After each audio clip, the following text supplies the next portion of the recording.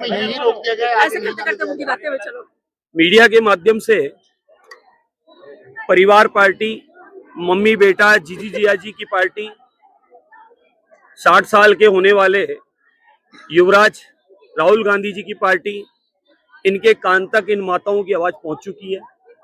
और बात सिर्फ जयपुर से नहीं, राजस्थान से नहीं, पूरे भारतवर्ष से पहुंच चुकी है कि भारत की सनातन संस्कृति अनादिकाल से इन माताओं का सम्मान सर्वोपरि है।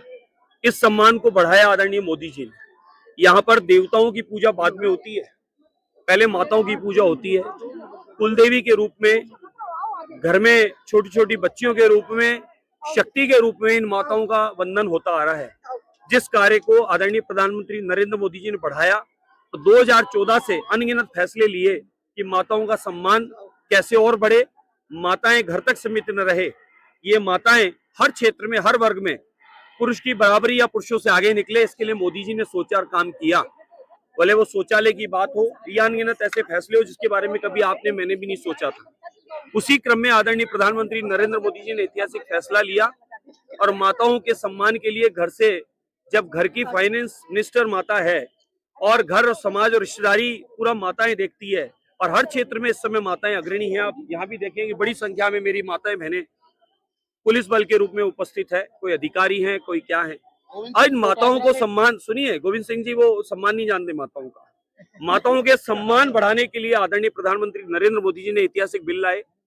उस बिल के माध्यम से मेरी माताएं बहनें इस देश की नीतिकार बनती, सदन में बैठती और देश को और समृद्ध करने के लिए वो अपना पूर्णतः कार्य करती।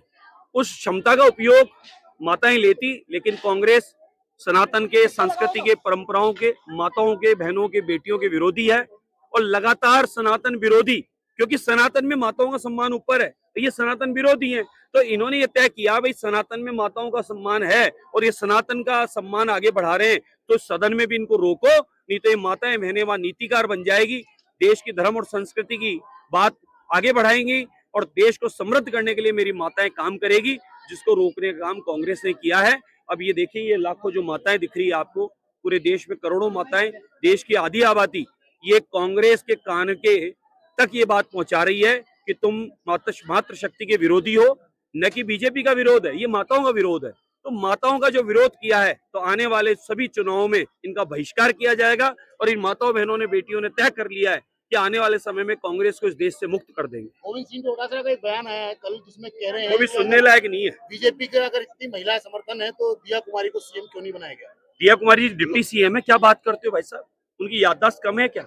डिप्टी सीएम है, हमारी बहन डिप्टी सीएम है, फाइनेंस मिनिस्टर है और केंद्र में भी फाइनेंस मिनिस्टर है, और अनगिनत भाजपा ने मेयर से लेकर बड़े बड़े पदों पर मेरी माताओं बहनों को सम्मान दे रखा है। पूरे देश में उठाकर देख लें, कितनी आईएएस है, कितनी आईपीएस है, कितनी आरएस है, छोटे से बड़े पदों पर मेरी माताएं बहनें, बेटियां बैठी है, इस देश का संचालन कर रही हैं। क्या बात करते हो? कांग्रेस माताओं बहनों का, बेटियों का, सनातन का, संस्कृति का सम्मान नहीं जानती और हमेशा इसके विरोधी रही है। इसलिए कहीं ना कहीं कांग्रेस ने माताओं का विरोध किया, सम्मान अपमान किया और सम्मान को रोकने का काम किया।